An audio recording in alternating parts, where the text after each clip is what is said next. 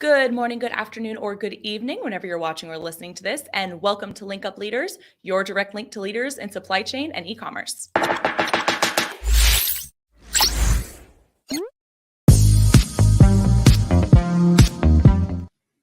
My name is Lacey Kinski. I'm your producer and co-host, and joined as always by Francois Jeffrey. Francois, good afternoon. How are you, dear? Good afternoon. Doing great. How are you? Doing good. Do you notice anything different? I do. Yeah, that's a beautiful new background that we have there. Oh, It is with the indeed. Noviland logo and everything. Indeed. Yeah, a lot of people, they might not know if they listen to the podcast and don't see it, but we are powered by Noviland, our parent company, and it handles sourcing and supply chain and Mhm. uh, essentially everything that you would need from overseas manufacturers and shipping. And I hate when others plug like a 10-minute of their business. So that's going to be our little 10-second spiel. Yeah. It's always just kind of like been, in the top right, kind of up by your face. But depending on your background, I have to change the color. And Good we point. have new thumbnails and we have new podcast thumbnails now too. And we have new banner images for the social because we've been doing this Awesome. over a year for over, 120 episodes, something like that. And I was like, I would like a new background for us because I'm not a graphic designer. I had made everything else before and it was mediocre. And so I had our graphic designer, Jera, make this. So she made this. She came up with the idea of, having the two brands just right there visible all the time. Right. And everything is all on one now. So I don't have to add three different, it makes my life so much easier. That's Good. like Good. everything she does. It just makes my life Yeah. easier. Well, how was your weekend? It was good. It was busy as it always is. Pretty much every weekend. Yeah. Every single weekend. I went and saw a comedian in the city at Pond City Market at somewhere called City Winery on Friday night. That was amazing. And then on Saturday, I helped my best friend's stepbrother move. And then Saturday evening, celebrated one of my friend's husband's birthdays. And then yesterday, celebrated my mom's birthday. And over top all of that, I am babysitting Mr. Baby Jagger, Jada's dog. He is a cool, chill little dude. He is great. Yeah, when she brought So him into the sweet. office, he was pretty relaxed for a dog, at least. For a Oh, dog in a new yeah. environment, he was very relaxed too. Well, and when he came to Cave's Giving, he was just like, "You guys are chilling? Mm. All right, we'll chill too." He just stayed on the couch the whole time, and I was like, "This is great. You're gonna be so easy." But yeah, Yeah. it's good. How was your weekend? It was good. It was good. I relaxed. It was beautiful here. So Good. we spent some time on my roof, like a whole patio set and everything. It was really nice overall. Just I don't a outdoor, relaxing, beautiful weather weekend. I don't So know if I knew that you had rooftop access from your yeah, apartment up there. yeah. It's nice. It's a little perk that they have. It's not too many places in Pittsburgh have it necessarily, but this is a little bit further out from like the main Yeah. apartment areas. So that's nice. But You no, you are aside from that, OTP of Pittsburgh, if I OTP. may. Yeah. I mean, I would be the OTP of Pittsburgh. Um, yeah, but I just realized also, kind of segmenting into the conversation that we're going to have today. You know who has really good retention marketing, and you might have used them before? Chewy. I've never Chewy actually used Chewy, but No, they Chewy is seem great. amazing when it comes to Yeah, and even like the offers that they have and the coupons and like targeting. Obviously, they know like your pet's schedule of like how often they're going to be eating based on the right. recommendations and your purchasing habits and stuff like that. But I was just talking to Kate, and she was talking about even how much she enjoys just like getting something from Chewy and just saying, Mhm. "Oh, okay, I do need XYZ more," and they'll Yeah, do like small things like a little $3 toy, and that's like all we're going to get the cat too. She doesn't need anything more than sure. $3. She just needs the box it came in, Yeah, the truly. box it came in. Yeah. But yeah, they're really good at retention marketing too. Very cool. Yeah, I haven't used Chewy. I always used 1-800 Pet Meds for mixed medication. Mm. And they did send me those reminders when they were like, "Hey, ordered a 6-month supply like 5 months ago." And I was like, "Oh, thank God." Like I never would have remembered that. But something really interesting that Chewy did that this wasn't even something that I experienced as a customer. I saw somebody else experience it. They posted about it on social media when their pet had passed away. Chewy actually sent them a gift and like a signed card and like just like some things to like love on the pet parent. And I was like, that's Oh, I didn't know super that. fucking cool. Like you guys Yeah. care. So if I do end up getting another dog, I will 100% be ordering stuff from Chewy because Go with that's Chewy. such, yeah, man, like that's a way, like there's got to be a word for like, I guess that would be new client Empathy. acquisition through, well, I'm thinking in business terms, Oh, like, yeah. like that's going to be like new client acquisition through like client retention. Even though you're losing Mm. that client, in theory, if they don't have another pet, they no longer have that need. So yeah, you're right. They seem to New have their, advocates, maybe Brandon. I'm sure we could ask Will. yeah, He 100% knows more than us. 100%. Well, let's go ahead and bring on our leader for today. We have with us the co-founder of Flow Candy, Will Evans, also calling in from Atlanta. Will, hello, how are you? Hey, how's it going, guys? Great to be here. Really, really happy to have you. Have you used Chewy before? Do you have any pets? Do you know about their I know post-purchase Chewy. flow? We have looked at their post-purchase flow. We had like a big. I've had several large pet stores, and even one of our clients was a pet store, and they went on Shark Tank too. We witnessed that, and so like we have worked in a lot of pet stuff, and I know Chewy, they do a very good job with retention marketing. It's funny you say that. Yeah. I was on your site earlier and I was just looking through the brands that you've worked with, and there is something called Pet Canva that you've worked Yeah. with. And I love Yeah. Canva and I love pets. And I was like, what is this? Yeah. And it's all like products that you can get branded with your dog's face on it, like mugs There's and a- blankets yeah. and socks and like all the things. And it's like, oh, Yeah. yes. It's a huge, they're big. There was a big one too called Pup Socks like a few years Okay. ago. Oh, They I scaled. have some of those. Yeah. Yeah. I got those You for just get Christmas a your few dog- years back. Yeah, they were really successful.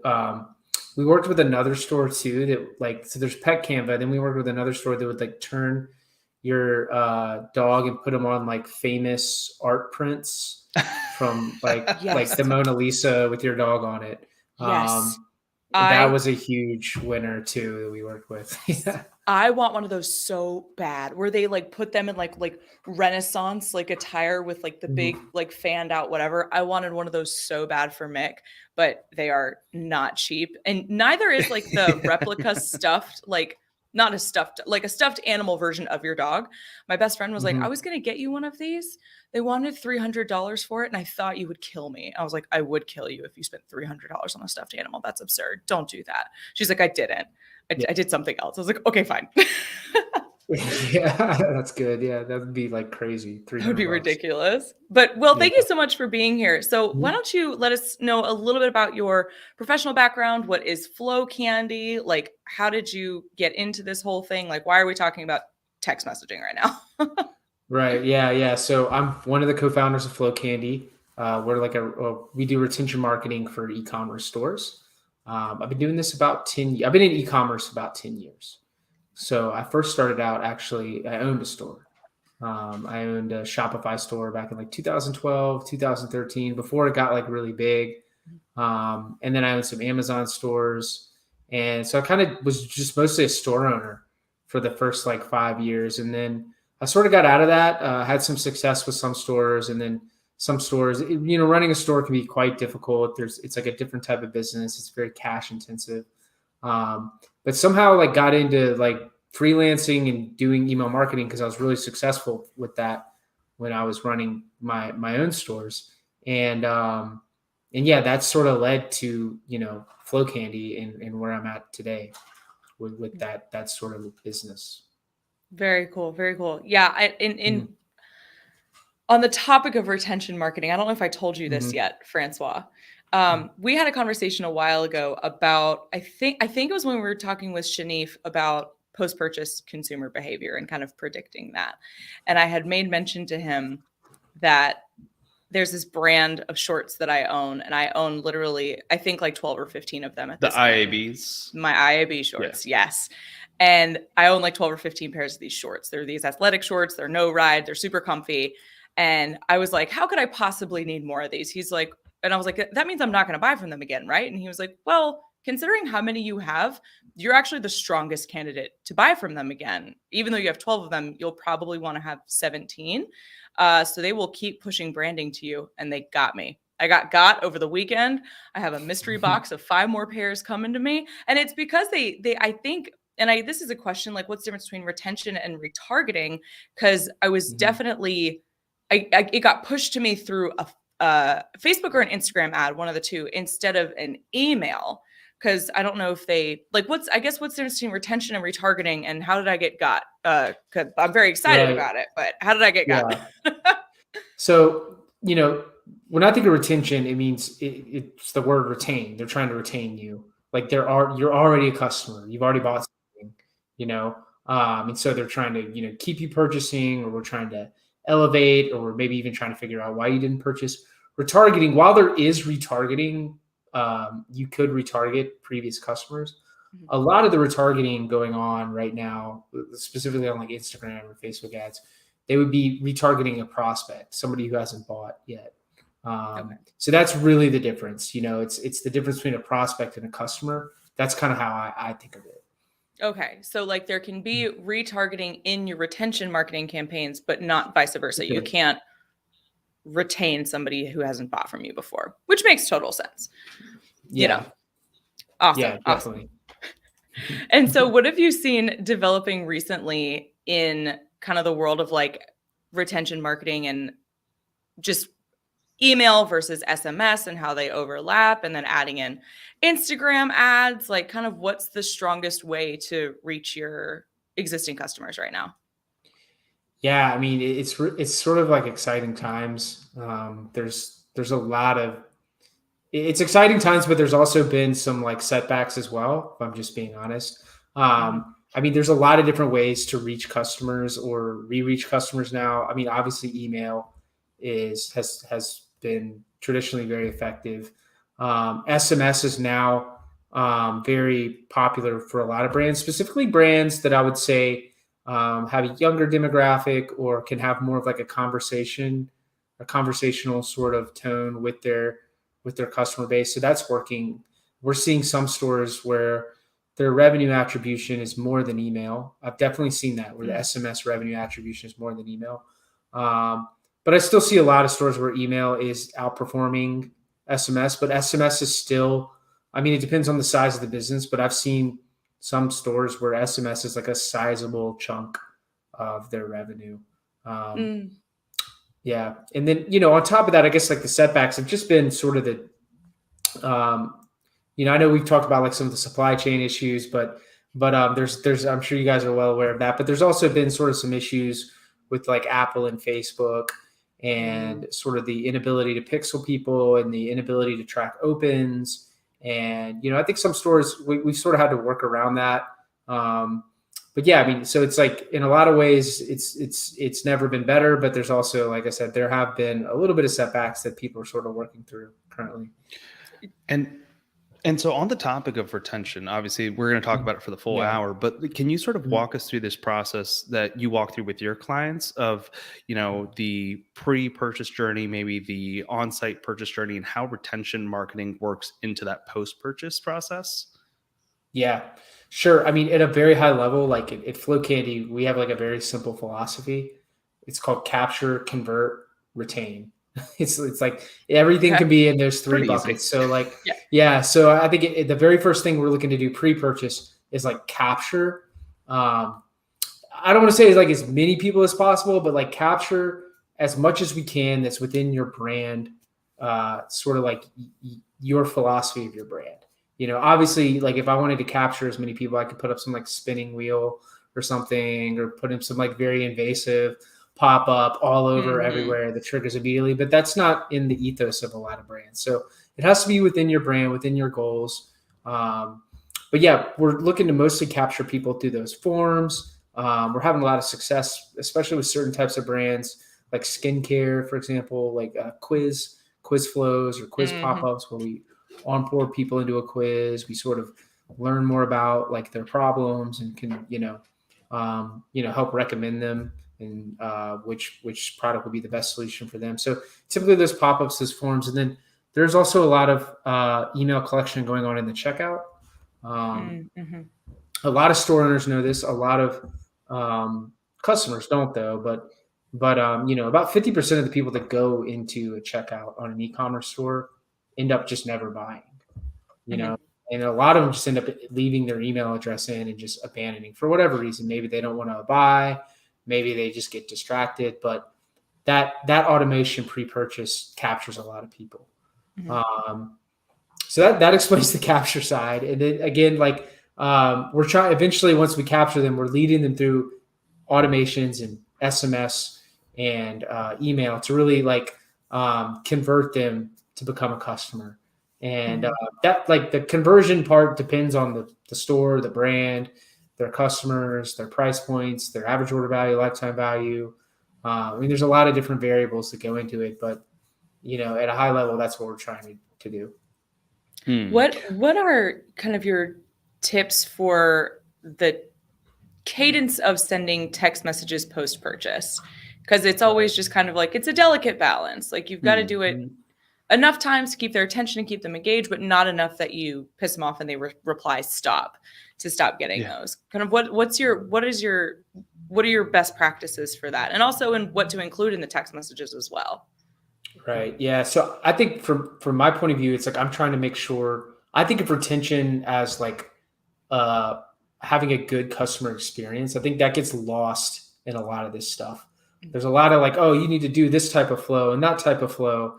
But it's really at the end of the day, if the customer doesn't have a good customer experience with you the first time, your shorts that you were talking about, if you didn't have a good customer first time experience with that brand, there's no SMS, email, trick, tactic I can do to get you to come back. So I think from that point of view, typically post purchase, with SMS, to answer your question, I'm just looking at a very high level. I'm just with email too, but SMS as well, to make sure that first order is successful with the customer. They know, if it's a more advanced product, they know how to use it or set it up.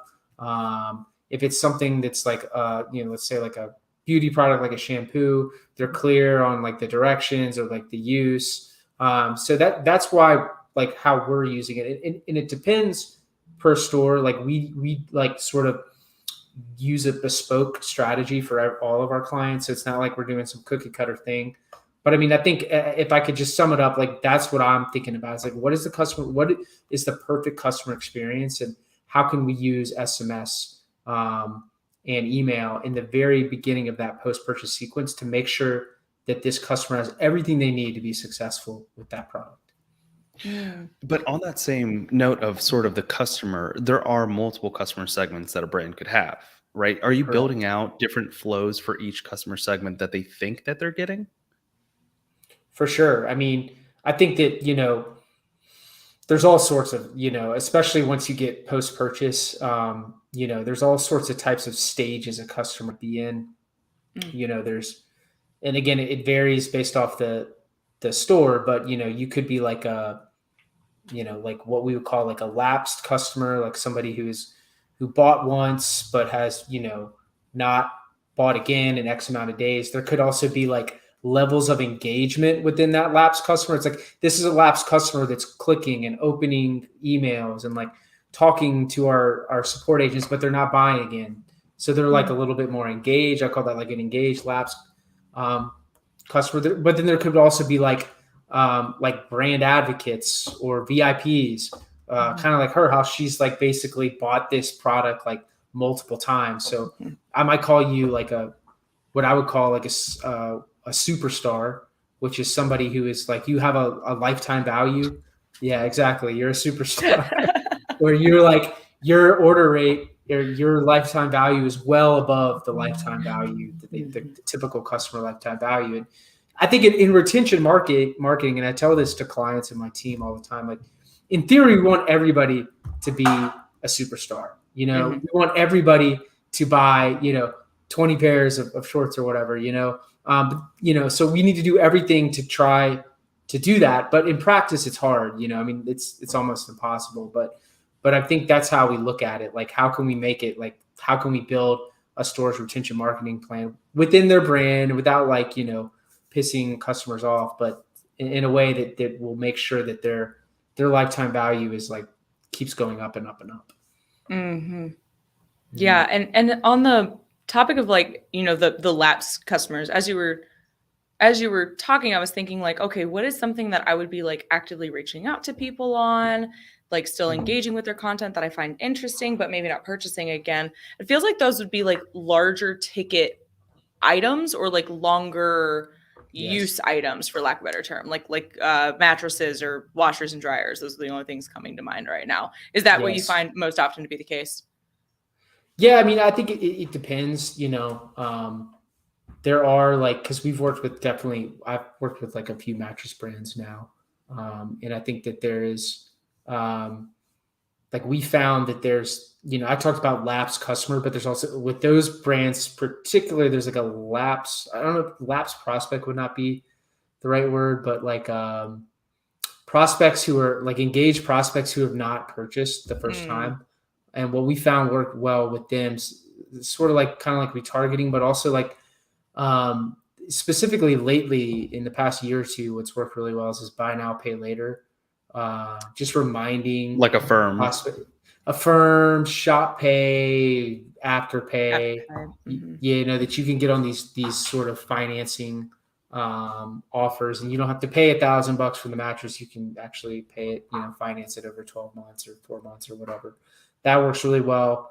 We've also had some clients that were like sort of nationally distributed in Best Buy. We had one that was distributed in Target. So we would say, hey, if you don't want to buy it online, go try it in store.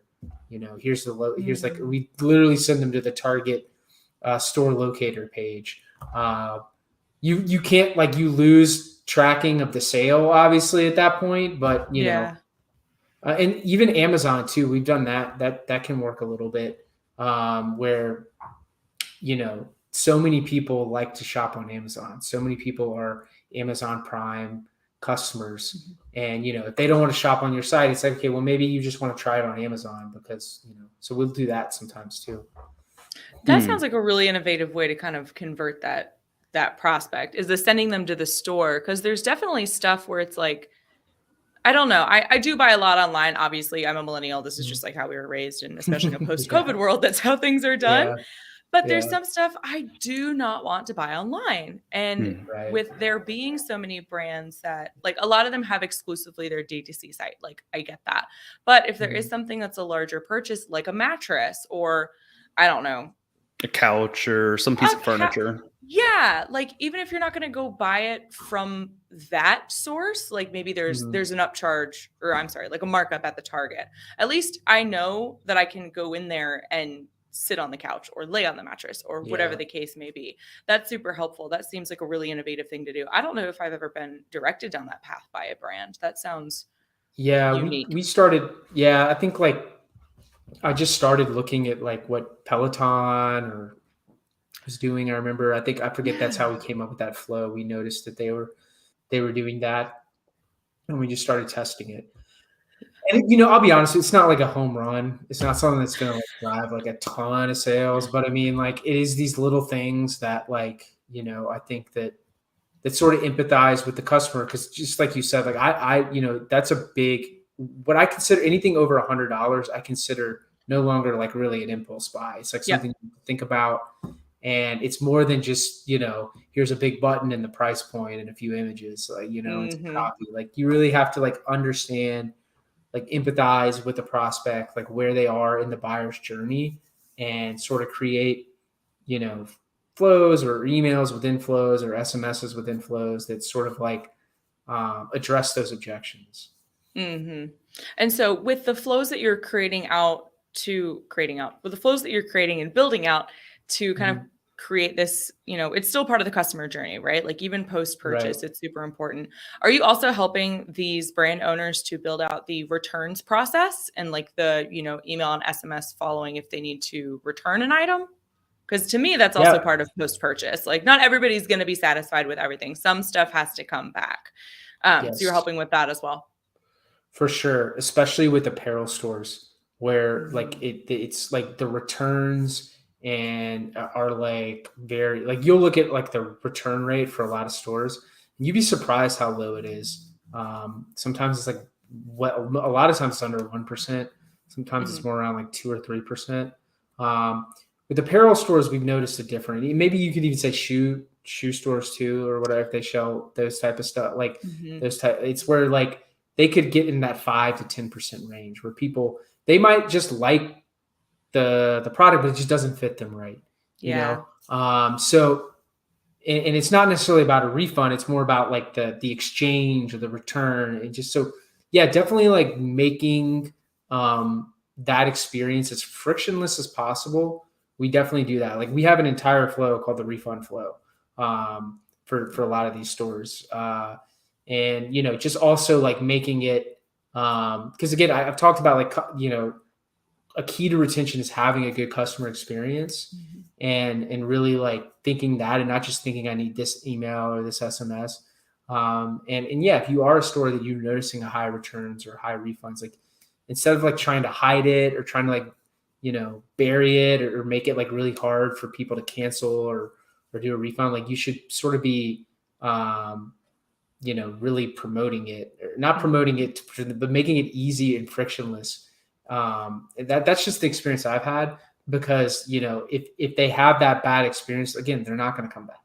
There's no tactic you can do. There's no flow, you know, funnel or anything you can do. I mean, there could be some things, but it's very hard to win back a customer if they had a bad experience. Do you remember I think it was a mattress brand, probably like 12 to 18 months ago, that their entire marketing like message was about this woman who returned it because it didn't work out for her? Do you remember that? No. I'd have to find it, but it was something about that they based their entire I saw ad after ad after ad of them being like, this is Susan, like she purchased our mattress and she like it didn't work out for her. Like, here's her story. She's like, you know, it just didn't work out for me. I'm sure it's a great product for other people, but their customer service through the returns process was so incredible that I would be more than happy to buy from them again and to refer them to other people. I just thought that was a super interesting like spin to put on it. And I saw them everywhere. Let me see if I can find it somewhere. It's a very competitive market. I don't know if it's like Purple or Tough and Needle, Casper mattress. I don't know. There's just sort of like the market leaders. Maybe it was Tough and Needle. Oh man, I can't remember what it was. It's gonna drive me insane. Principal, I can feel it. You have a question. While you're looking that up, is there a certain point where you just say enough is enough? Where you do have to sort of cut ties with trying to target them with SMS or email? Yeah, that's a good question. I think that how I think about it is from a level of engagement. You know, like literally there are consequences for stores. And we haven't even talked about this specifically around email, what I would call email deliverability. Like there are consequences for a lot of stores if they are emailing to subscribers that are not what I would call engaged, like they haven't opened or clicked or reacted to your emails. It depends on the email inbox provider, but normally we're not going past like 120 days. Okay. So, you know, sometimes on Black Friday, we might expand it, or if there's a big promotion. Most of the time we're doing like 30 to 60 day engagement. But yes, I mean, if they're not reacting to emails after a certain point, specifically if they've never bought anything, you know, if they're never a customer, they're not even opening and clicking, like it actually behooves you to get them off your list. Because sometimes you're paying, you know, especially if you're driving a lot of traffic, you're probably paying a lot of money to keep them on the list. If you're having like thousands of people come onto your list like every week. So we have a standard automation that we do. You know, again, we kind of tweak it and make it bespoke based off the brand, but it's called a sunset flow, where you're trying to sunset that prospect, and you might send them a few emails like or SMS to try to get them to open or buy.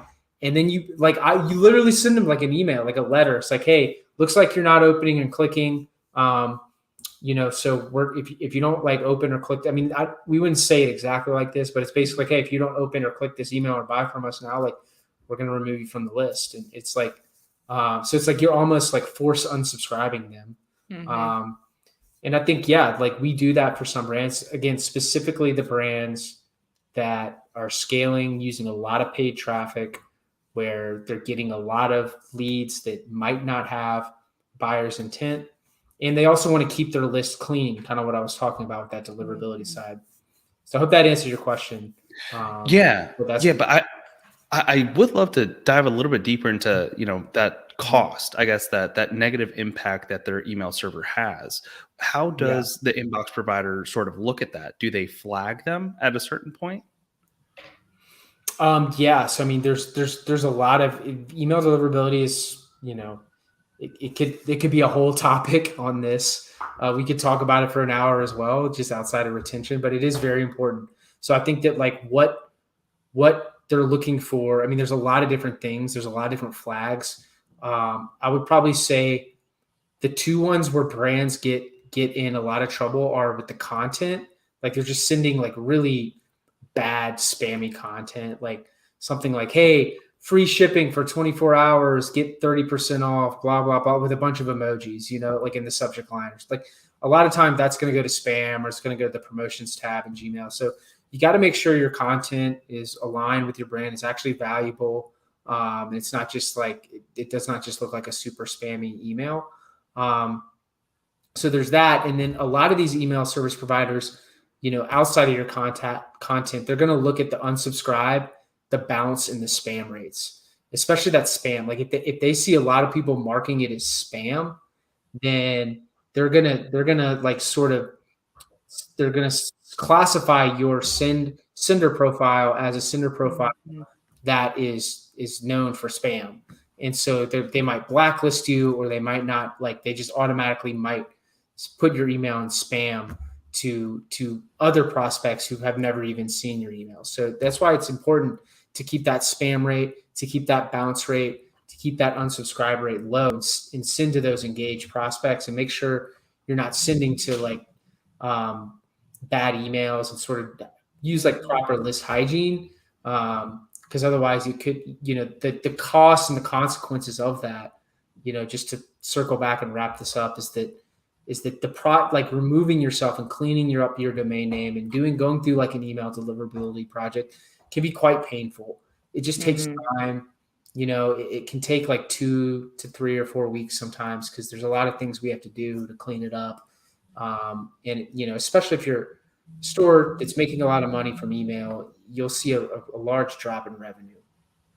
It's been some time now since Gmail has done this, and I'm just making an assumption that Gmail is the most used email service provider. I'm just assuming. But was there, because I think what a lot of people maybe don't know is that deliverability doesn't necessarily mean delivered into the inbox. It just means that it was successfully received somewhere in that person's email, and that could be their promotions or their social. So do you know if since the implementation of the social and promotions inboxes, or categories, if you will, in Gmail, if open rates have gone down? Because I feel like my promotions get so filled up that I don't even go through it anymore. And unless it's a brand that I've bought from before, like even some of my IAB stuff, unless it's an order confirmation, it still goes into the promotions and I never see it.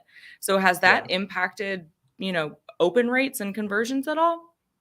Yeah, I forget, it was years ago when they implemented that, but like I remember at the time, like it definitely impacted it a fair amount. I mean, it wasn't like end of the world catastrophic, but it was definitely like,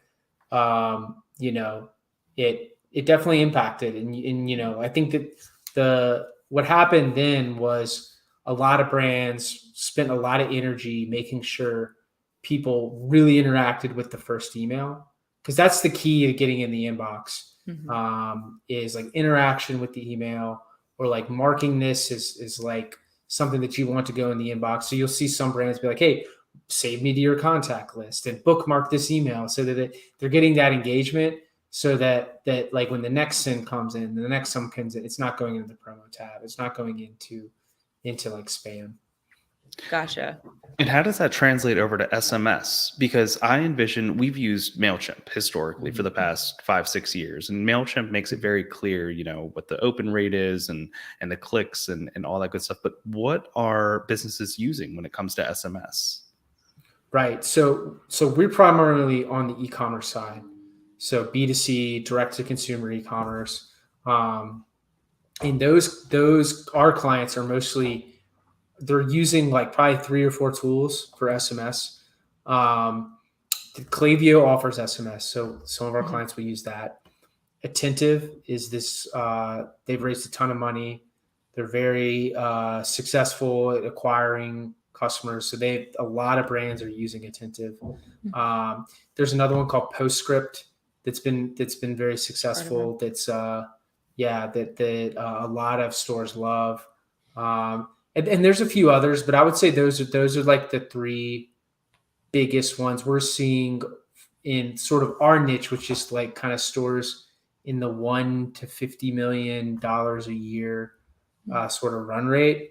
There are probably some more enterprise tools, I'm sure, like Salesforce and HubSpot and SAP. I think we have one client that uses SAP. I think we can send text messages through there. But I would say those medium-sized e-commerce stores, those are the 3 main tools that are using for SMS. Okay. And do you have general rules of thumb when you're building out? I know everything is very bespoke to the brand itself, but are there guidelines as you're putting together SMS that brands should be conscious of before even coming to someone like you? Yeah. So there's a lot of compliance around SMS. Luckily, a lot of these providers, like I know Klaviyo specifically, they've sort of like made it, they've sort of baked the compliance into the product. So you just can't go in like adding SMS numbers in. Like you have to collect consent. And the rules for like, if you were to get flagged or there's, you broke compliance, the rules on SMS are much more strict than with email. I forget off the top of my head, but there's some serious fines if you're caught like just spamming people with text messages. Because think about it, like text messages are very conversational. It's like that's a place you're talking to like your intimate family, and your friends. And email is not as intimate. It can be intimate, but SMS is much more intimate. So you need to think like that. Like most of the time when we tell brands is like, hey, like understand compliance, but also like understand that intimacy, and that like when you send a text message, like you really want to have like a reason to send a text message. You don't just send them like, hey, like 20% off sale with a bunch of emojis. I mean, maybe you can do that like once or twice a year, but like, but you also want to think about the segmentation that goes out to, because I've seen a lot of brands just sort of treat email like, or treat SMS like email. It's like, oh, we do an email blast every week, so let's do an SMS blast every week. And there's not a lot of thought process that goes into that. Or it's like, hey, we send like 5 emails in our abandoned checkout flow, so let's send 5 emails in our abandoned checkout SMS flow. And exactly.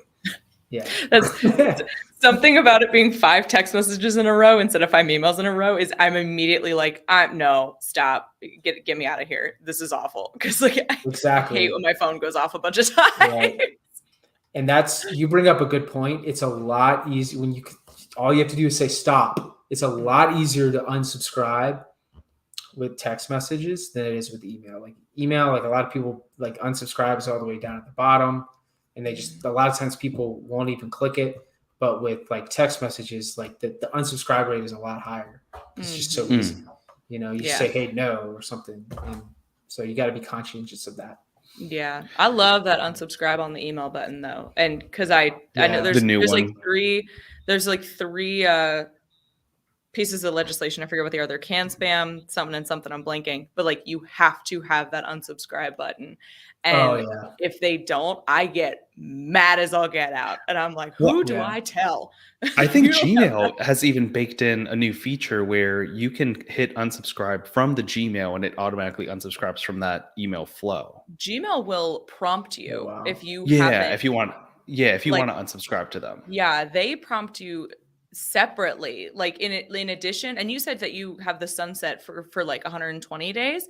I think Yeah. Gmail, I think they have it baked in for 90 days. And I've gotten that multiple times. Like, hey, you haven't opened an email from Pottery Barn in the last 90 days. Do you Yeah. just want us to go on ahead and unsubscribe you? And then, you'll hit yes, or, no, I want to keep these or whatever.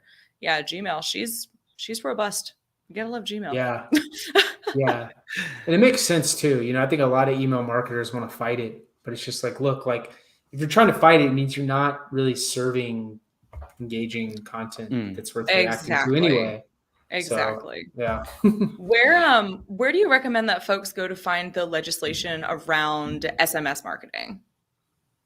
I typically, if I'm looking to study up on that, I will just go to like the email, the service provider, like let's Attentive or Klaviyo, or I forget. It's been a while since I've worked with MailChimp, but they might do SMS now. So I would go look at what they sort of their guidelines in their Wikipedia, in their wiki, or their like FAQs, because a lot of times they literally they take it they have to take it very, very seriously for legal issues. So they'll probably link back to that law, and they'll have like sort of justification on like why they have to do this onboarding or some sort of like SMS consent a certain way. So it's within like regulation. Gotcha. And is there a good place? I know we talked about it a little bit at the beginning, but for capturing sort of their consent for getting their phone number and starting them down the right chain, is it always in the checkout? No, the best thing we've seen, I mean, there's a lot of different ways to do it. I think that here's like, as of 2022, here's what we're doing that's been successful. So these pop-up forms, these quiz forms, typically what we found, it again, it depends on the market, but most of the time we found that giving the number is a little bit more investment than giving an email. Like people will be happy to kind of give an email, but it's like, okay, I'm gonna give you my number. That's a little more serious. Well, because we all have 2 or 3 dead emails that we don't use anymore. We don't have a bunch of spare phone numbers sitting around.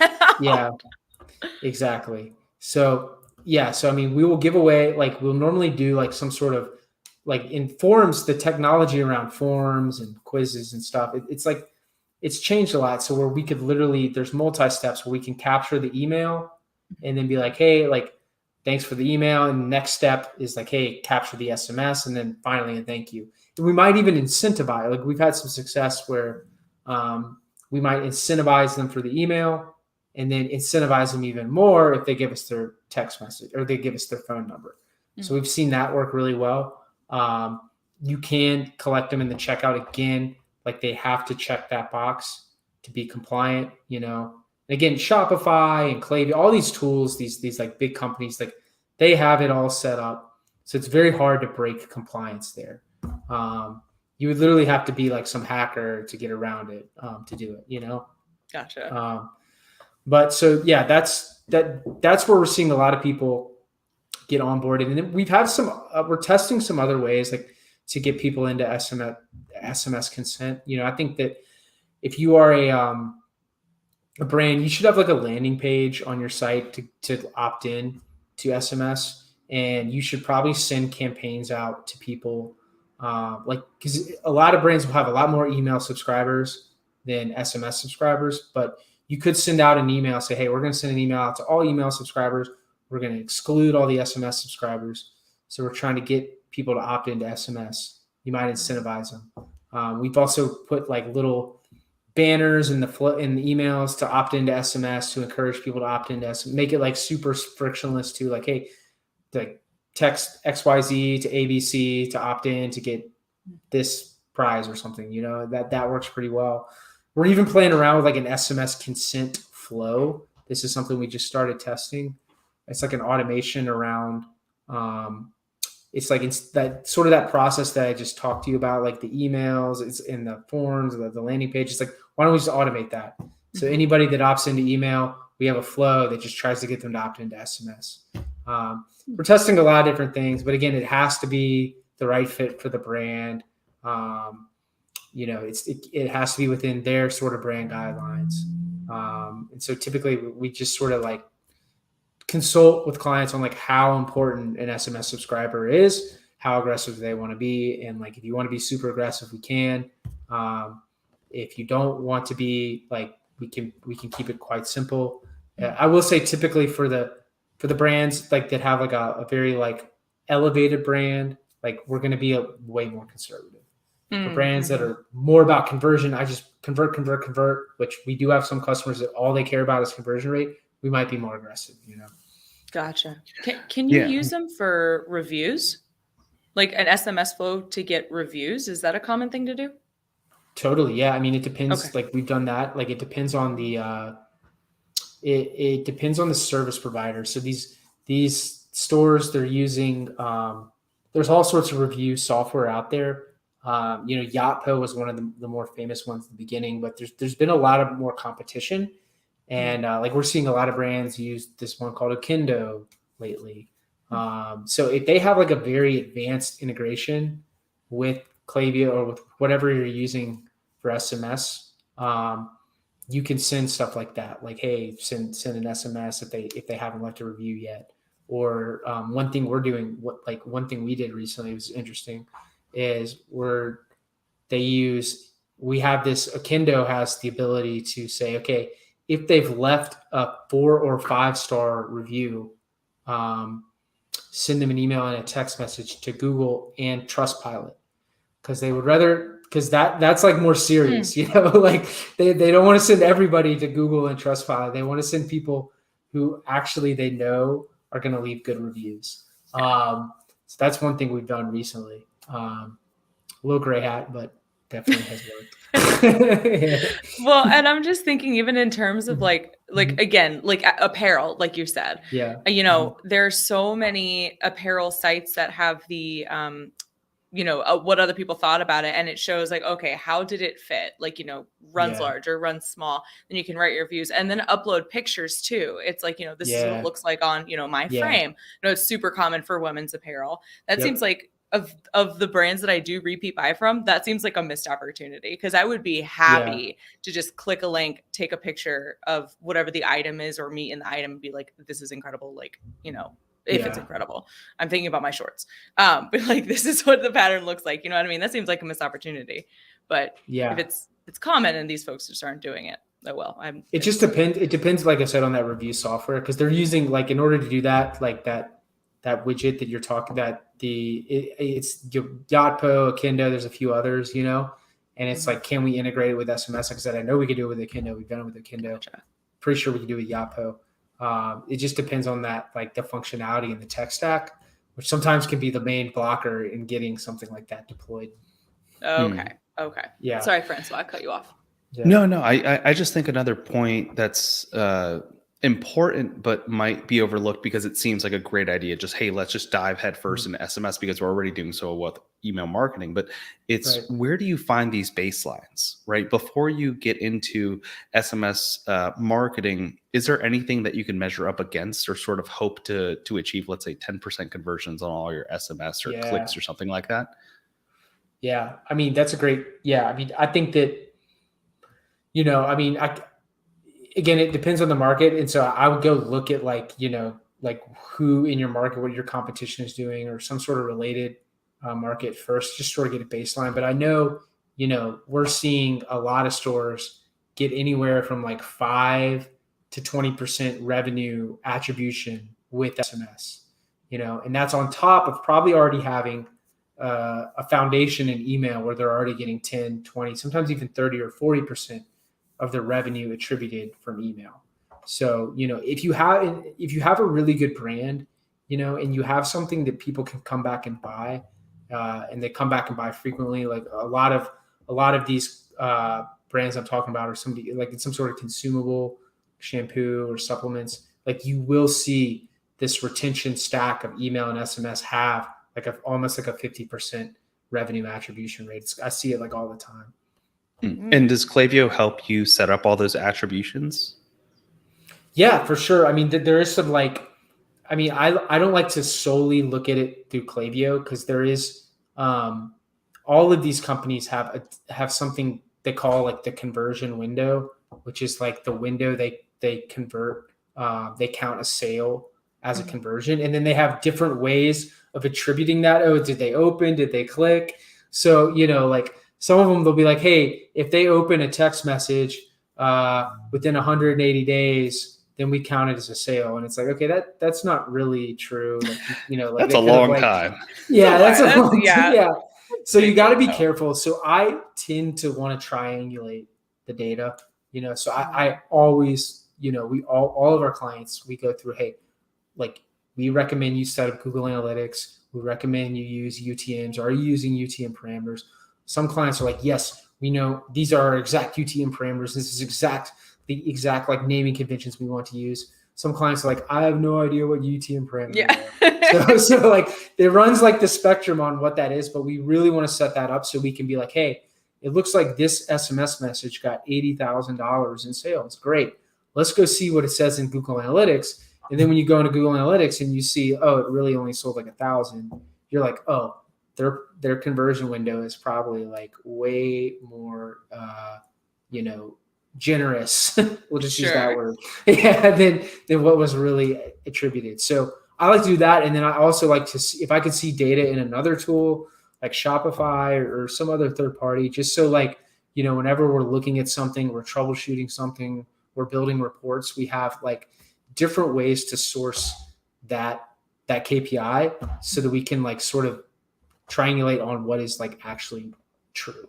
Because it can be hard. That can be very challenging for a lot of stores to just like actually trust the data that they see in their email marketing or text message marketing software.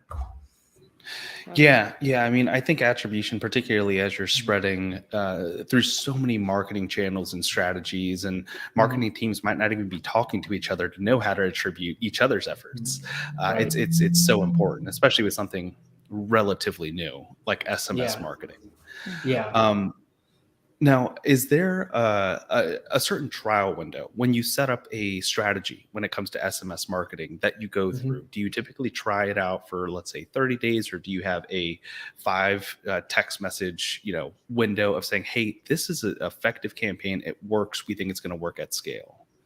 Yeah, I think it's, how I approach it is I think about like, what has been impactful for us in the past, a lot of stores like typically, like we know like the abandoned checkout automation is impactful for almost every store, and then we know like dripping out campaigns around like certain promotions like Black Friday can be impactful. And then we also know that like generally a pre-purchase automation, like a form or like a quiz, and automating them is impactful. So those 3 things I would typically try to test SMS with. And the nice thing about SMS is it's like quite easy to get things into production. Like with email, it's a lot harder. You got to write the copy, you got to do the design, you got to like move it through quality control and fix things. And you might need like a few people, like a developer, a designer, a copywriter, just to get something, especially if you have like a very elevated brand, to get something that's like sort of on point with how you want to position your brand. With text messages, it can be like, you don't have to add any graphics. Some brands do, but it could just be totally text. So really all you have to do is really write copy and then maybe just figure out the segmentation. So it can be a lot easier to test than email. So I think that's something. Then we are looking for results. I mean, it depends on the client, but like ideally we would like to see, some sort of results, some sort of like revenue attribution. Very cool. Yeah, I feel like a lot of the times the graphics that I get with the text marketing is it just looks like an Instagram post. Somebody just like grabbed a graphic for Instagram and then threw it in a text message. Like a meme, Waterboy. A lot of memes. Yeah, the liquid IV competitor Waterboy that touts themselves to be a better solution to hydration. through like forums and everything, they use a lot of memes in all of their text message marketing. Huh. Actually, they use like SpongeBob because they know who they're talking to. Millennials, for example. Yeah. We grew up with SpongeBob, and we know like a lot of the quotes and like the water, like I need water. Yes. When he's with Sandy Squirrels, they just sent that the other day. That stuck out to me so much that I mentioned it to a few other people to put them on to Waterboy, and that was through SMS text also. I do have to correct you. Her name is Sandy Cheeks, not Sandy Squirrels. First of all, this is a SpongeBob kid right here.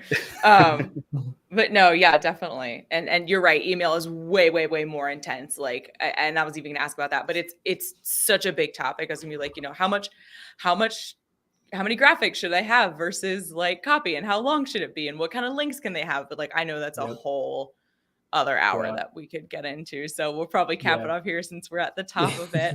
Nice. But if anybody has any more questions for you, or they wanted to find more information about Flow Candy, where could they go? Yeah, so it's just flowcandy.com. I'm just Will at flowcandy.com. So it's pretty easy to reach me. I'm also on Twitter and King Willie, and then I'm also on LinkedIn. But probably just email is probably the easiest way. Will at flowcandy.com. To get in touch with me if you have any questions. I'm happy to talk about retention marketing. I mean, I'm in there every day, talking with my team, talking with my clients. So it's really no trouble. And we're always like trying to talk and meet new people and learn about their problems, and happy to help troubleshoot or answer any questions about anything revolving retention. Fantastic. And then is there like a best sized client to work with Flow Candy? Like, what does an ideal customer look like for you guys, in case somebody's listening to this and says it sounds like they have a really cool thing? Like, would they be a good match? Yeah, typically the best clients for us are they're probably already doing like around 6 figures a month in revenue. Because we're not cheap, we're not like, there's a lot of like cheaper sort of options to optimize your email marketing. Our team is quite big. We have like a full-time copywriter, full-time designer, full-time strategy manager, project manager, success manager. So it's a full-on team. We're like your outsourced email marketing department, and it just gets expensive, But for some stores, like typically stores doing over 100K, and really most of our better clients are the ones doing around like $500,000 a month in sales and up in revenue. Like, they really need that like full team that can like really help carry and sort of maintain their retention marketing. While some stores that are just starting out, that are typically under that 100K mark, they probably can just sort of figure it out themselves, or get like a sort of like a freelancer on Upwork or something like that to just get by. That's probably what I would recommend. And those are typically like the best clients for us. Awesome. Sounds good. And again, if you guys have any questions, you guys can reach Will at flowcandy.com, or the website is just flowcandy.com. It will be linked in the description of the audio and the video experience, as always. Will, thank you so much for your time. We really appreciate it. Mm-hmm. Thank you, guys. I appreciate it. Thank you so much. And thank you to everybody who tuned in. If you guys liked what you heard today, be sure to give us a thumbs up, comment with your thoughts, share this episode with your friends, subscribe to the show.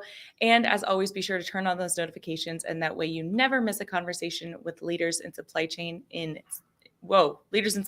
e-commerce, like Will Evans with Flow Candy. Man, I almost had it. Everybody, you guys have a great rest of your week, and we'll talk to you soon. All right. Bye, guys. Bye.